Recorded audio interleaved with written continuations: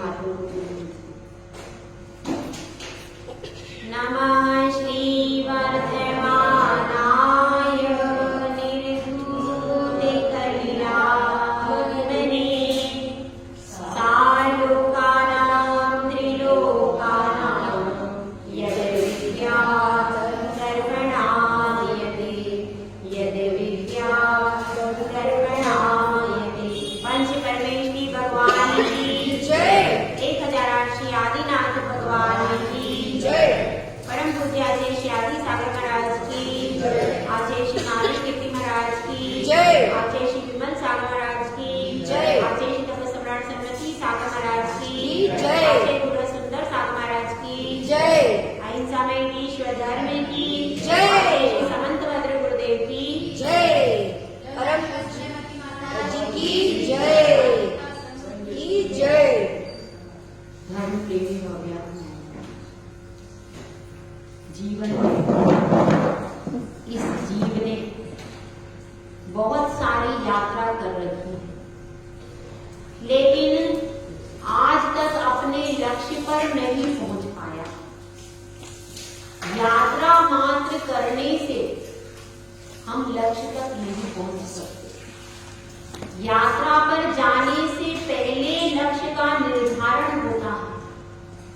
जैसे एक कोल्हू का बैल सुबह से लेकर के शाम तक घूमता रहता है, यात्रा तो वह भी कर रहा है, लेकिन फिर भी उसको पूरी जिंदगी घूमने के बाद भी किसी लक्ष्य की प्राप्ति नहीं होती। क्यों नहीं होती? इसलिए नहीं होती क्योंकि उसने लक्ष्य का निर्धारण ही नहीं किया। इसी प्रकार से अनादिकाल से हम संसार में परिभ्रमण कर रहे हैं, लेकिन हमने अपना मुक्ति का लक्ष्य नहीं बनाया। यदि लक्ष्य बना लेते तो इतने सारे तीर्थंकर मोक्ष में गए, हम किसी के साथ चले जाते, लेकिन हमने आज तक लक्ष्य को नहीं बनाया। अब यह मनुष्य पर्याय दोबारा मिली है तो किस लिए मिली है? कि अपना लक्ष्य मुक्ति का अब बना लो। यदि अब भी आपका लक्ष्य मुक्ति का बन जाएगा और आपने पहला कदम उसकी ओर बढ़ा दिया, तो आप आज नहीं तो कल मुक्ति की तरफ जरूर पहुंच जाएंगे। मंजिल की तरफ एक कदम भी बढ़ता है तो व्यक्ति के 100 कदम 99 कदम कम होते हैं, और एक कदम भी गलत मार्ग पर बढ़ गया तो आप मुक्ति से कई गुना पीछे हो गए। आज तक हमने जितनी भी यात्राएं की वो सब गलत दिशा में, सही दिशा में, समीचीन दिशा में यात्रा नहीं हो पाई। अब यह अवसर आया है कि अपना पहला कदम समीचीन दिशा में रख दे। वह पहला कदम कौन सा होगा? सच्ची श्रद्धा का। सच्ची श्रद्धा का पहला कदम होगा। जिसके मन में श्रद्धा है उसको पाषाण में भगवान दिखते हैं, और जिसके मन में श्रद्धा नहीं है उसको कितने भी बड़े बड़े भगवान सामने खड़े हो तब भी वह कहता है कि यह तो पाषाण है, यह तो भगवान नहीं है। श्रद्धा की ज्योत हृदय में जगेगी तो इस वीतरागी की प्रतिमा में भगवान का दर्शन होगा। यही बात यहाँ पर चल रही है कि चर्चा यह हुई थी त्रिमूढ़ाकोढ़मष्टांगं सम्यक दर्शन मस्म्यं। आया था पहले 14 नंबर की गाथा में। उसी से सारा प्रश्नोत्तर चल रहा है। अब शिष्य ने कह दिया कि ठीक है गुरुदेव, आपने बता दिया, आप्त का स्वरूप बता दिया, आगम का स्वरूप बता दिया, और तपोव्रत यानी साधु का भी स्वरूप बता दिया, लेकिन आपने बताया कि 8 अंग होते हैं। तो शरीर के अंगों के बारे में तो हम जानते हैं। यह सम्यक श्रद्धा के अंग कितने होते हैं? आपने कहा है सम्यक दर्शन के 8 अंग होते तो वे 8 अंग कौन कौन से होते हैं और उनका क्या स्वरूप है, इसका भी विशद विवेचन करने का कष्ट कीजिए। तब आचार्य परमेश्वर आज उसके पहले अंग की चर्चा कर रहे हैं। सम्यक श्रद्धा के लिए 8 अंग होना चाहिए। जिस प्रकार से शरीर में 8 अंग होते हैं, जिसके 8 अंग पूर्ण है, वही व्यक्ति अभिषेक कर सकता है, वही व्यक्ति आहार दे सकता। अधिक अंग हो वह भी नहीं कर सकता अभिषेक और आहार की क्रिया, और कम अंग वाला भी पूर्ण अंग वाला ही हर कार्य को करने में सक्षम है, और पूर्णहीन अंग वाला किसी भी धर्म के कार्य को भी नहीं कर सकता। तो जिस प्रकार से धार्मिक क्रिया के लिए शरीर के पूरे अंग आवश्यक हैं, उसी प्रकार से पारलौकिक क्रिया के लिए हम सब चल रहे हैं। सम्यक दर्शन को प्राप्त करने की क्रिया के लिए चल रहे हैं, तो वहां पर भी सम्यक दर्शन के लिए 8 अंग जरूरी है। 8 अंगों से परिपूर्ण होगा तभी वह सम्यक दर्शन कार्यकारी होगा।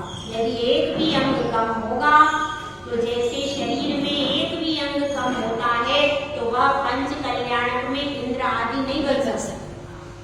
बन सकता है? नहीं बन सकता। आहार दान नहीं दे सकता। धार्मिक क्रिया के लिए अनुपयुक्त हो जाता है। उसी प्रकार से यदि कोई 8 अंग में से एक अंग कम है सम्यक दर्शन में, तो वह सच्ची श्रद्धा के लिए कार्यकारी नहीं।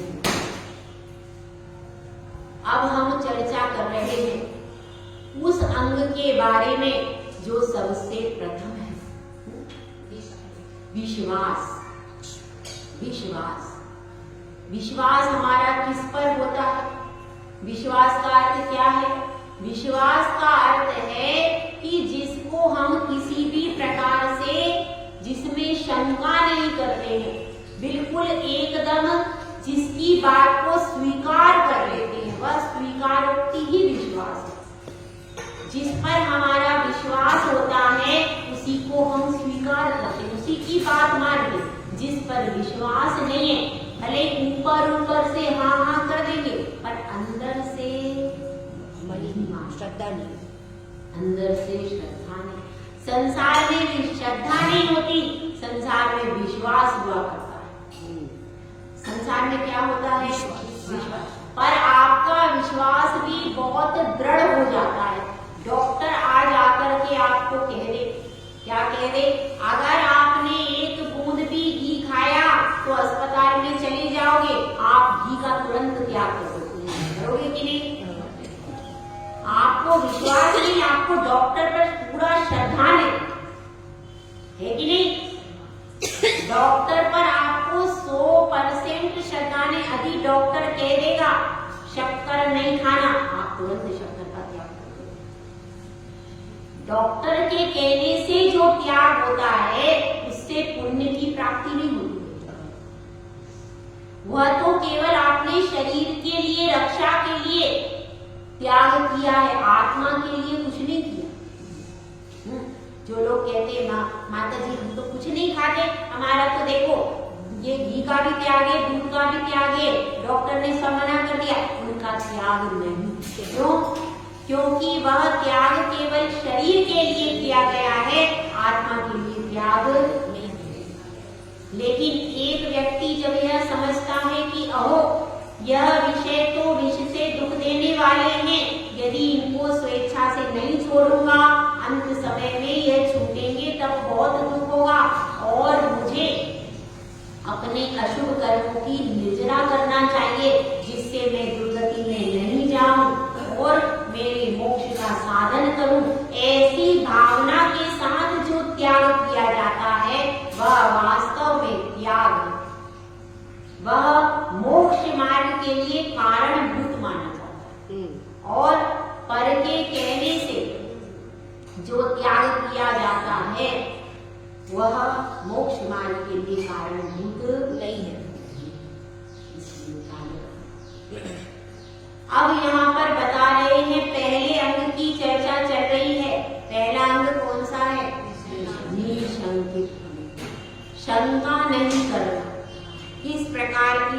नहीं करना।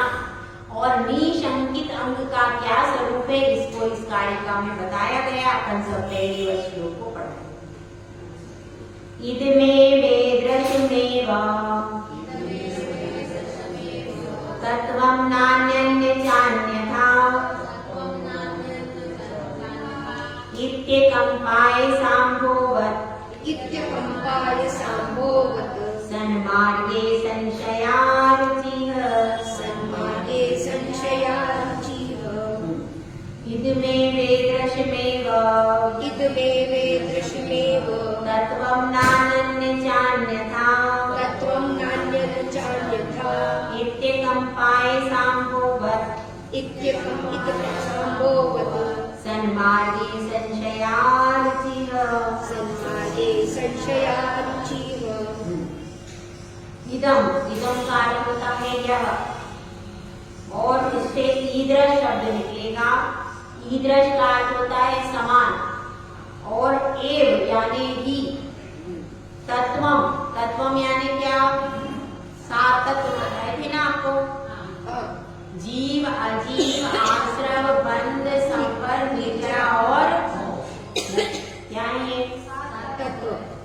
सात तत्व। इदम यानी यह है, और ईदृश यानी इस प्रकार है। ऐसा क्या होता है, नानन्य चान्यथा, और नानन अन्य मतलब अन्य प्रकार से नहीं है, अन्यथा प्रकार से तत्व नहीं, अन्यथा प्रकार से अन्य प्रकार से इन तत्वों का स्वरूप नहीं, इस प्रकार से है, ऐसा ही है, इस प्रकार की। इत्यकम्पाय साम्भोवत्, इत्य माने इस प्रकार से, कंपाय यानी क्या है, कंपाय साम्भोवत्। कंपाय का अर्थ क्या है यहाँ पर, कंपाय सांभो का अर्थ है तलवार की धार के समान। तलवार की जिस प्रकार से धार होती है, तलवार की धार पर जिस प्रकार से अम्भोवत्, अम्ब का अर्थ पानी होता है। कंपाय सांभो का अर्थ है, कंपाय मतलब तलवार, अम्भोवत् तलवार पर चढ़े हुए पानी के समान क्या होता है, सन्मार्गे, सन्मार्ग मतलब मोक्ष मार्ग में, असंशया संशय से रहित, रुचि यानी श्रद्धान का होना, क्या है, निशंकित अंग। तत्व का स्वरूप जैसा कहा गया है वैसा ही है। क्या समझ में आया, जैसा कहा गया है वैसा ही। किसने कहा है, जिनेंद्र देव ने जैसा तत्व का स्वरूप कहा है उसको वैसा का वैसा श्रद्धान करना, अपने मन से उसमें कुछ मिलाना नहीं। यदि अपने मन से कुछ उसमें मिला लेते हैं तो अभी वह तत्व का सही श्रद्धान नहीं है। इसीलिए इसमें कहा है इदम, यह है, ऐसा ही है, जैसा जैसा जिनेंद्र भगवान ने कहा है, अन्य प्रकार से अन्य नहीं, ऐसा दृढ़ श्रद्धान। और इसमें उदाहरण दिया है किसका, तलवार की धार। जब तलवार बनाई जाती है, किसी ने देखा है तलवार कैसे बनती है, तलवार जब बनाई जाती है तो बनाने के बाद अग्नि रखते हैं और एक तरफ रखते हैं पानी, पानी में तलवार को डालते हैं और डालने के बाद अग्नि में डालते हैं। ऐसा कई बार करते हैं तो क्या हो जाता है, वह लोहे पर पानी पक्का हो जाता है। उस पर पानी चढ़ाने के लिए पहले अग्नि में डालते हैं, फिर वो तप गया और उसके बाद फिर पानी में डाल देंगे तो वह पानी उस पर हमेशा के लिए स्थिर हो जाता है, चढ़ जाता है। और फिर वह चढ़ जाता है तो वह तलवार को टुकड़े टुकड़े हो जाती है, लेकिन वह पानी उससे से हटता नहीं। ऐसी श्रद्धा कि किसी भी परिस्थिति में वह श्रद्धा चलायमान नहीं। होती है क्या सुलेमान? नहीं होती है। अगर हमसे डॉक्टर कह दे, क्या कह दे कि ये वस्तु खा लो, इससे आपका रात में आपको दवाई के साथ में पानी लेना है, आपका रात्रि भोजन का त्याग है, आप तोड़ दो, 100% तोड़ोगे क्यों नहीं? क्योंकि आपको आत्मा में रुचि नहीं है, शरीर में रुचि है, इसलिए आप तोड़ दोगे कि नहीं? तोड़ दो। स्कूल में बच्चा जा रहा है, अम्मा की बात नहीं हो रही, अम्मा तो पक्की रहती, पुरानी अम्मा जो है वो पक्की रहती, नए लोगों की बात हो रही। हाँ ठीक है। और दूसरी बात क्या है, स्कूल में बच्चा जाता, आपको टीचर के ऊपर विश्वास है, हम टीचर जो पढ़ाएगा सही पढ़ाएगा, भले ही वो गलत पढ़ा दे तो भी आपको विश्वास है। स्कूल में बच्चा भेजने के बाद आप निश्चिंत हो, उस टाइम में बच्चा भेज दिया, कहाँ कब आएगा? 2 साल पर। 2 साल में क्या कर रहा है? आपको बच्चे पे अंधश्रद्धा कि हमारा बच्चा हमारे वापस लौट करके आएगा, जैन समाज में ही शादी करेगा, और बच्चा पढ़ के वहां पर अकेला रह रहा है, किसी से बात नहीं करता, हमारा बच्चा बहुत अच्छा है। ये सब अंधश्रद्धा अपने बच्चे, इस अंधश्रद्धा में आधी जैन समाज डूब गई। उस पर बच्चे पर पूरा विश्वास है, वह हमारा विदेश में जा रहा है, पूरा विश्वास है, कोई कमी नहीं। अगर हमको विश्वास नहीं है तो केवल भगवान पर और निरंत गुरु पे विश्वास नहीं, बाकी सारी दुनिया पे श्रद्धा। आपके पत्नी है, पत्नी पर आपको विश्वास है, हमारी पत्नी कहीं जा रही है, विश्वास है, कहाँ जा रही है, ठीक रहेगी, सब काम करके आएगी, बाजार से हमारे लिए सब व्यवस्था करके आएगी।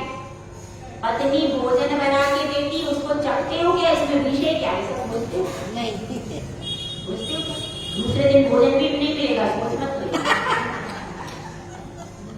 पत्नी जब भोजन बना के देती है, आपको पूरा श्रद्धा है, पूरी श्रद्धा, मेरी पत्नी मुझे गलत चीज नहीं खिलाएगी, विश्वास है। विश्वास क्या? श्रद्धा है।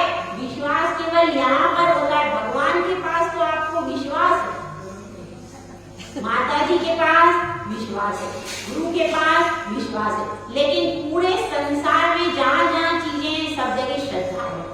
उल्टा सिस्टम है अपना, यहाँ पर श्रद्धा होना चाहिए, वहां पर विश्वास होना चाहिए, तो आप वहां पर नजर रखोगे कि मेरा बेटा, कभी मैं अलग से जाके देखूं, कभी मैं बिना सूचना के जाके देखूं कि मेरा बेटा बेटी कहाँ है, क्या कर रहा है, किसके साथ। कभी जाते क्या बिना सूचना? नहीं, पहले ही फोन कर देते तो पहले वो अलर्ट हो जाती है, कभी किसी के साथ घूम भी रही होती है तो आकर के सीट पे बैठ जाती है, ड्रेस चेंज कर, आप सूचना देके जाते, गलती कर। विश्वास है ना हमारे बच्चे पर, हमको श्रद्धा है बच्चे के ऊपर, बच्चे के ऊपर। जहां आपको विश्वास नहीं करना चाहिए, संसार के किसी भी व्यक्ति का कभी विश्वास भी नहीं करना चाहिए, विश्वास के योग्य भी नहीं है वो। हर पल आपका परिवार, आपके बच्चे आपको धोखा दे रहे, लेकिन आपको दिखाई नहीं, इसीलिए कह रहे अंधश्रद्धा। लेकिन भगवान एकदम सच्चे हैं, उनकी वाणी एकदम सच्ची है।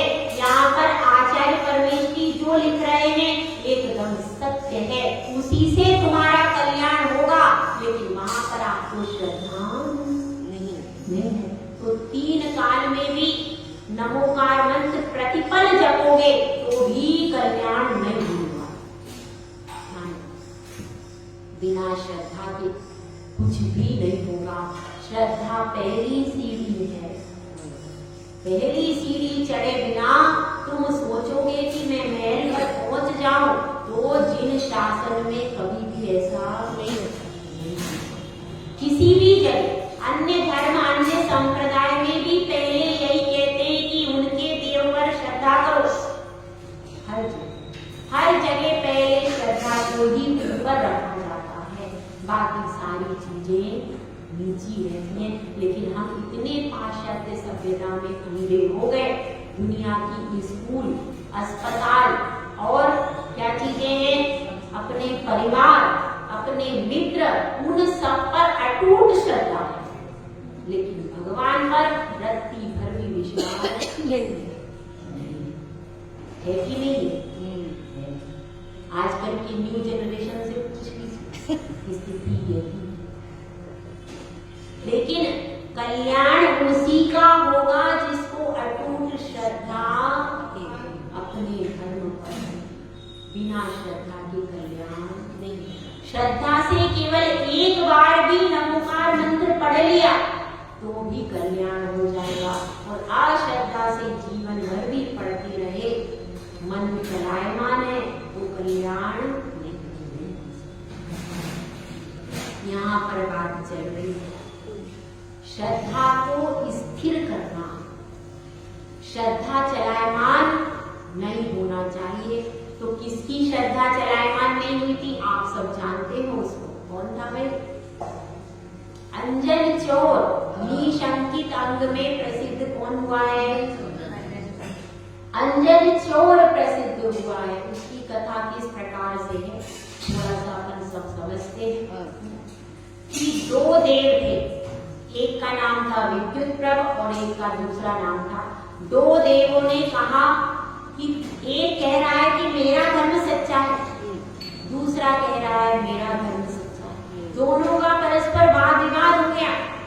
तो विद्युत प्रभ देव जो कि सम्यक दृष्टि था उसने कहा कि नहीं मेरा धर्म सच्चा है, और तो दूसरे ने कहा कि नहीं वो मिथ्या दृष्टि था, उसने कहा मेरा धर्म सच्चा है। उसने कहा ठीक है हम दोनों पृथ्वी पर जाते हैं और अपने अपने धर्म के साधु की परीक्षा करते हैं। अब इसी भाव से वह जो विद्युत प्रभ था वह परीक्षा करने के लिए एक जमदग्नि ऋषि के पास गया और उन ऋषि को तपस्या से विचलित कर दिया। अब उसकी मिथ्या दृष्टि की तो हो गई परीक्षा। अब विद्युत प्रभ कहता है कि आप हमारे साधु की क्या परीक्षा करोगे? आप तो हमारे श्रावक की ही परीक्षा कर लो, हमारा श्रावक ही इतना पक्का है जो कि चलायमान नहीं हुआ। उसने कहा अच्छा तुम्हारा गृहस्थ श्रावक इतना पक्का है, कहाँ फिर कहाँ जाएंगे? तो देखो जिनदत्त सेठ जो थे वह शमशान में क्या करते थे? शमशान में रात्रि में चतुर्दशी की रात्रि को शमशान में बैठकर ध्यान करते थे। तो उस समय वह वहां पर पहुंचा मिथ्या दृष्टि देव और उसने भयानक उपसर्ग करना प्रारंभ कर दिया। लेकिन जिनदत्त से सच्चे सम्यक दृष्टि थे वे श्रद्धा से चलायमान नहीं हुए, बिल्कुल भी चलायमान नहीं हुए। जब ऐसा देखा तो उस मिथ्या दृष्टि देव ने उन्हें नमस्कार किया और क्या किया? उनकी प्रशंसा की। यह जिन शासन ऐसी प्रशंसा की और उसके बाद उन्हें आकाशगामिनी विद्या प्रदान करी। कौन सी गामिनी विद्या? आकाशगामिनी विद्या प्रदान करके उन्होंने कहा कि आप नमोकार मंत्र पढ़ करके और इस विद्या चतुर्दशी की रात्रि में जो कोई साधना करेगा उसको यह विद्या सिद्ध हो जाएगी अगर आप प्रदान करोगे। ऐसा उनको बता ऐसा बता करके अब वह अपने स्थान को चला गया। अब जिनदत्त से क्या करते थे?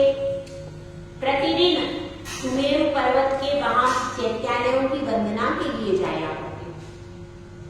एक दिन और वहां पर एक माली रहता था सोमदत्त नाम।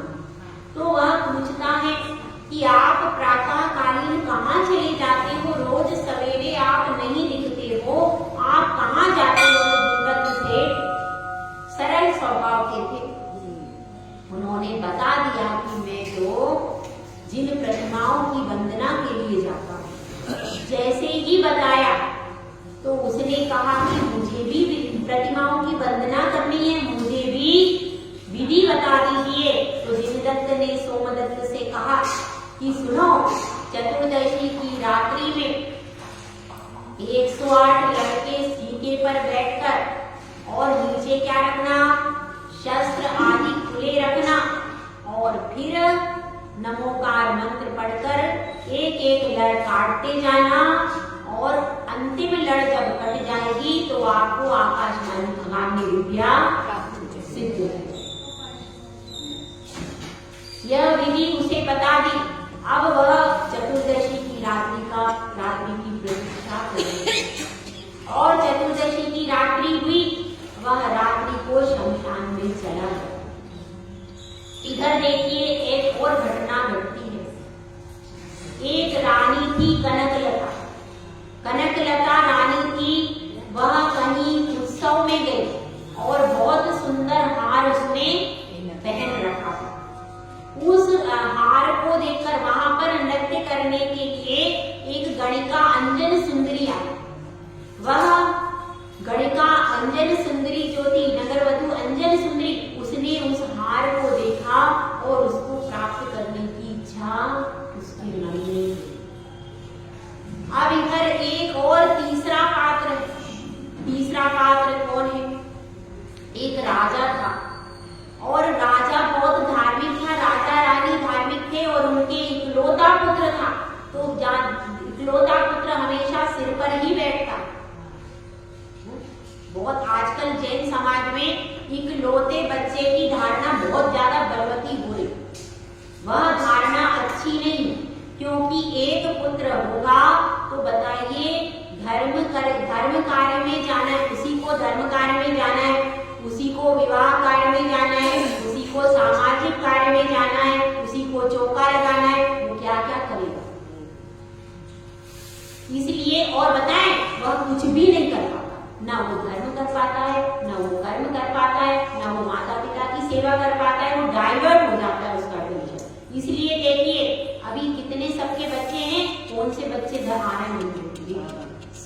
सारे मंदिर देख लीजिए इन लोगों, सबके एक एक सुपुत्र हैं, उसको भेज दो आप विदेश में, ठीक है। आगे क्या होगा इन लोगों? तो अपनी बात चल रही है। उसने क्या किया? इकलौता पुत्र था और इकलौता पुत्र लाड़ प्यार में बहुत बिगड़ गया। शुरू में माँ बाप ने कोई कंट्रोल नहीं किया तो वह सख्त व्यसनी हो गया, चोरों की संगति में पड़ गया। क्योंकि देखिए राजकुमार हो, बड़े घर का लड़का हो, तो उसको भटकाने के लिए लोग बहुत तैयार बैठे रहते हैं। क्यों? क्योंकि उससे पैसा मिलता रहता है। तो पैसा पाने के लिए लोग व्यसन की आदतें डाल देते हैं, जिससे क्या होगा? हमारा भी पेट पलता रहेगा और इसका भी चलता रहेगा। तो ऐसे ही कोई कुसंगति में उसको डाल दिया और वह बेटा जिसका नाम था ललितांग, क्या नाम था? ललितांग नाम का राजकुमार था, लेकिन कुसंगति में पड़कर सप्त व्यसनों का सेवन करने लगा। सप्त व्यसनी हो गया और सप्त व्यसनी हो गया तो उस दिन वह उस गणिका अंजन सुंदरी के पास में आया था। उसके पास में आया था तो वह पूछता है कि हे प्रिय, तुम उदास क्यों हो? तुम्हारा चेहरा इतना उतर क्यों रहा है? तो वह कहती है कि यदि तुम रानी के गले का हार लाकर देते हो तभी मैं मुझसे वार्तालाप करूंगी, अन्यथा मैं वार्तालाप नहीं करूंगी। और तुम तो सब जगह क्या माने जाते हो? अंजन चोर माने जाते हो। उस गणिका का नाम क्या था? अंजन सुंदरी। अंजन चोर के नाम से तुम विख्यात हो, क्योंकि उसके पास एक अंजन गुटिका सिद्ध हो गई थी। उस अंजन को लगाने से वो अदृश्य हो जाता है और अदृश्य होकर के चीजों को निकाल कर ले आता था। तो तुम तो सब जगह चीजों को ला सकते हो, तो यदि तुम रानी का हार दे दोगे तो तुम्हारे लिए कौन सी बड़ी बात है? तुम तो चुटकियों में निकाल सकते हो और तो कोई सक्षम ही नहीं है। तुम सबसे ज्यादा सिद्धहस्त हो चोरी करने में, तो तुम मुझे वह हार लाके दे दो।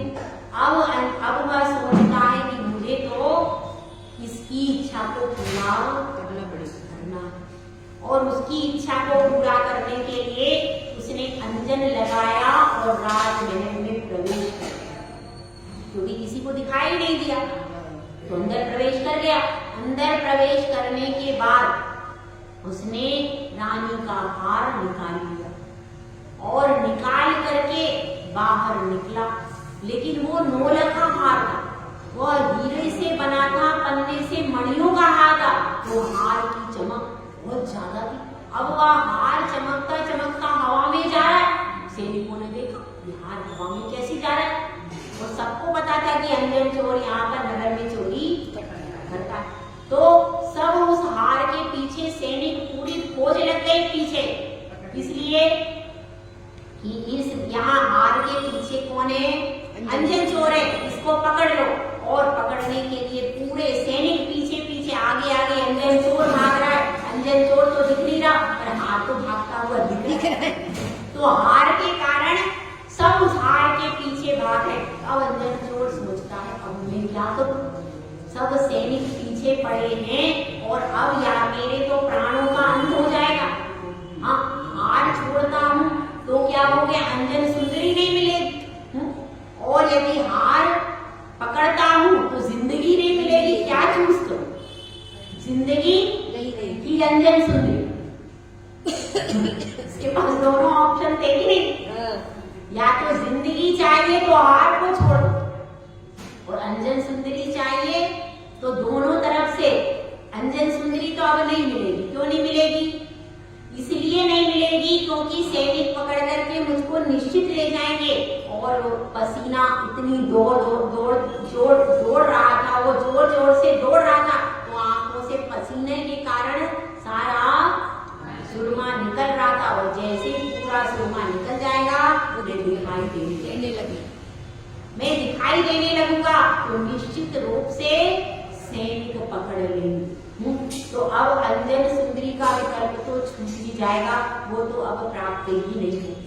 अब दूसरी बात यह है कि मैं जिंदा कैसे रहूं, अब तो मेरी जिंदगी ही सवाल बन गई।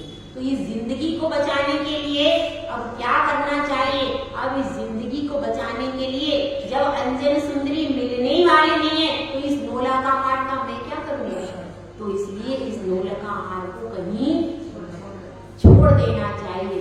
इसलिए वह सोचता रहा, सोचते सोचते उसने सोचा कहाँ प्रवेश करूं, सबके घर दरवाजे कैसे बंद हैं, चतुर्दशी की रात्रि है तो क्या होगा, सब लोग अपने घर में सो रहे हैं, कोई भी द्वार खुला नहीं, और फिर शमशान खुला होता है तो शमशान में प्रवेश कर जाता है। अब शमशान में प्रवेश करता है, हार को एक तरफ रख देता है, एक तरफ छोड़ देता है। शमशान में प्रवेश करने के पूर्व ही वह एक तरफ हार को छोड़ देता है। तो सब सैनिक देखते हैं हार की तरफ, तो वह सोचते हैं उधर ही ढूंढने में लगते हैं। अब वह आगे पीछे ढूंढ रहे हैं, इतनी देर में यह पहुंच जाता है कहाँ, शमशान में। शमशान में देखता है तो देखता है कि वह सोमदत्त जो है, वह सोमदत्त ऊपर नीचे चढ़ रहा है। अब वह पूछता है ये कौन सा खेल हो रहा है, मैंने तो बहुत सारे करतब देखे, बहुत सारे खेल देखे, आज तक यह करतब नहीं देखा, ये कौन सा करतब है, नीचे नीचे शस्त्र हैं, ऊपर यह क्या हो रहा है, उसको कुछ समझ में नहीं आया। अब वह पूछता है कि हे सोमदत्त तुम यह क्या कर रहे हो, तुम कौन हो और क्या कर रहे हो। तो वह बताता है कि जिनदत्त सेठ ने आकाशगामिनी विद्या सिद्ध करने की यह विधि बताई है। उसने कहा अच्छा क्या विधि बताई है, और यह नमोकार मंत्र बताया। तो उसने कहा मेरे पास तो टाइम ही नहीं याद करने का, टाइम था नहीं, सैनिक अभी हार के पास होंगे, इधर उधर ढूंढ रहे होंगे, और वह 5 मिनट के अंदर ही यहाँ पर आ जाएंगे, और मेरा अब तो मैं दिखाई देने लगा, मुझे निश्चित रूप से पकड़ करके ले जाएंगे। तो अब मैं क्या करूं, अगर आकाशगामिनी विद्या सिद्ध हो गई तो मैं इस मृत्यु से बच जाऊंगा। अब मेरे लिए जिंदगी बचानी है, जिंदगी बचानी है तो एक ही रास्ता है कि आकाशगामिनी विद्या प्राप्त करना। तो अब वह कहता है कि तुम तो नीचे बैठ जाओ, इस सीके पर मैं चढ़ता हूँ और मैं आकाशगामिनी विद्या प्राप्त करता हूँ। तो वह क्या क्या करता है, सीने पर बैठता है और उसको पूछता है कौन सा मंत्र बताया, मंत्र पढ़ता है लेकिन इतना तो टाइम नहीं कि याद रह जाए नमोकार मंत्र, तो वह क्या कहता है, आणम ताड़म जानम सेठ वचन प्रमाणम, और 108 लहर एक बार के तलवार के से काट दी। जैसी वह एक बार में काटता है वैसे ही आकाश गामिनी विद्या आकर के उसको हवा में झेल लेती और कहती है